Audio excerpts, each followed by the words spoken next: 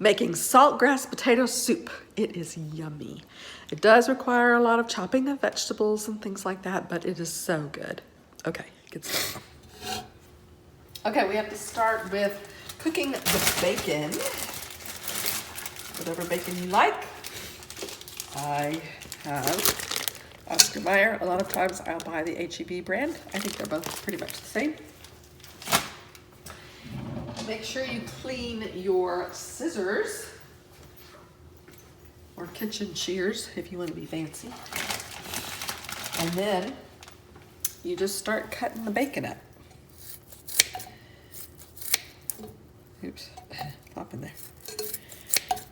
This is half a package of bacon. Now you just kind of peel them apart a little bit. Don't worry about it too much because when you're stirring it all and the heat's on, it'll come apart. A lot of it will come apart by itself. Now, turn the heat on, about medium, and let it cook. In the meantime, you need to start cutting up onion, celery, and carrots. Okay, so line them up and start chopping. You want your carrots to be pretty small.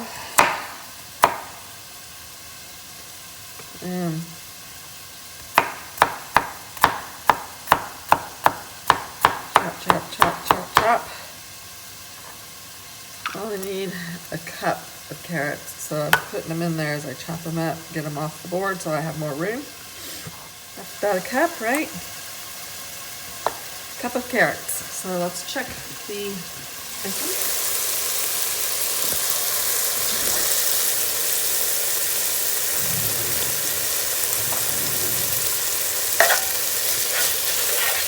Still raw.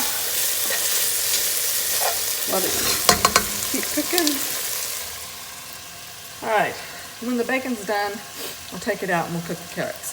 A lot of people say to wash this in between use, but this is all going in the same pot. So if my celery has a little bit of carrot juice on it and it's going in the same pot as the other carrots, I don't see how it matters. Okay. First, chop off that. Don't need that. And I always chop off the end because it's dried out and hard. And then I rinse this off so it's wet.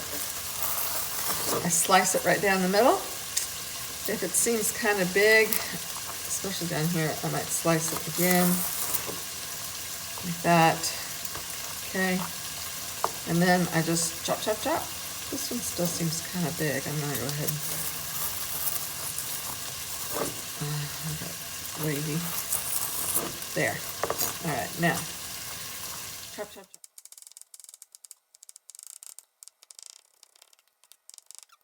Okay, let me check the bacon again.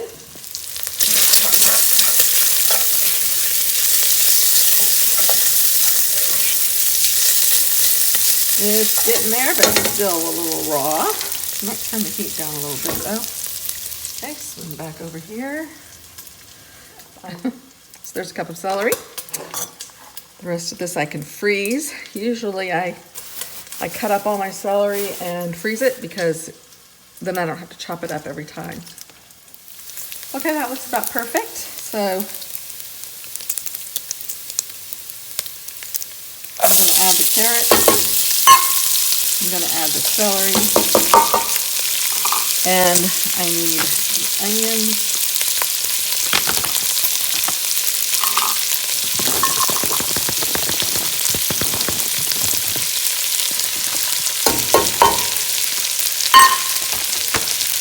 Stir it up, let it simmer. Pretty color, orange and green and red and all that bacon juice, yummy, yummy. Okay, gonna let that simmer for a bit. Cut up some green onions.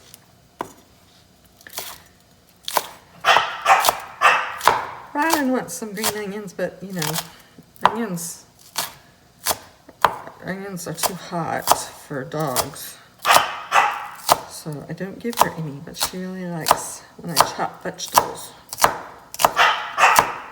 because sometimes she gets some, like celery or parsley. Those are things she can have.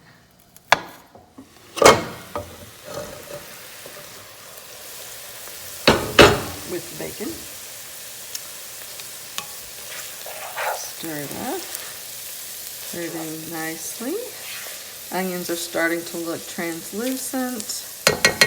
Carrots and celery are getting tender. The only way to tell for sure, of course, is by using fork.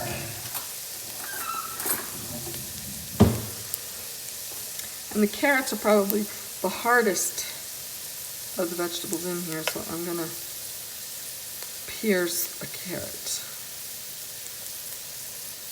I'm gonna go ahead and put the green onions in there and let them start cooking. The reason you put them in last is because they don't take as long to cook, and you don't want to burn your green onions or turn them into mush. You want them soft but not mushy. Okay, well, it's still cooking.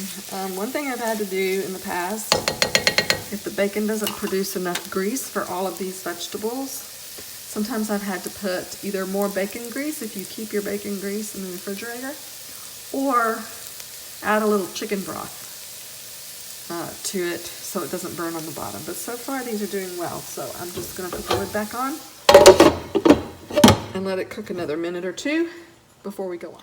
Okay, gonna add those seasonings now. So take the, ouch. Be careful when you take the lid off, not burn yourself. All right, here's the vegetables. They're looking pretty translucent and soft.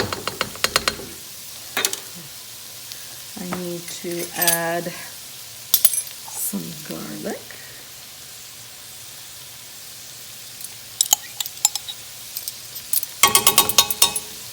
Okay, a teaspoon of garlic.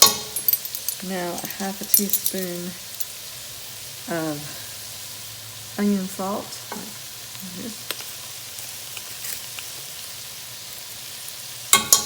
There's that. Half teaspoon of white pepper.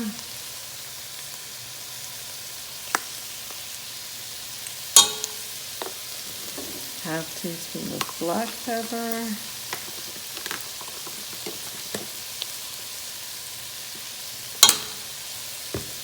And a half teaspoon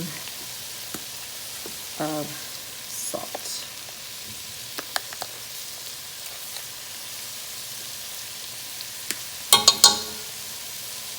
Okay, and we stir all those seasonings up.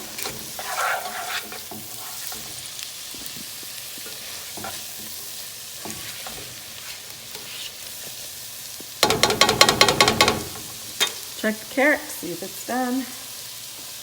Then my fork.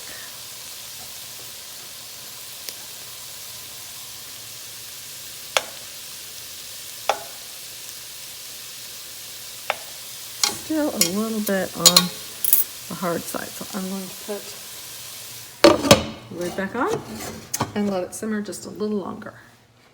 So now that the vegetables are tender, I've let it cook another couple minutes to get the carrots done. I'm gonna stop there. I'm gonna let that cool off. I'm gonna put it in a baggie and I'm gonna freeze it, labeled Saltgrass Potato Soup. And then when we're ready to have soup, then I will get it out and finish the rest of the recipe.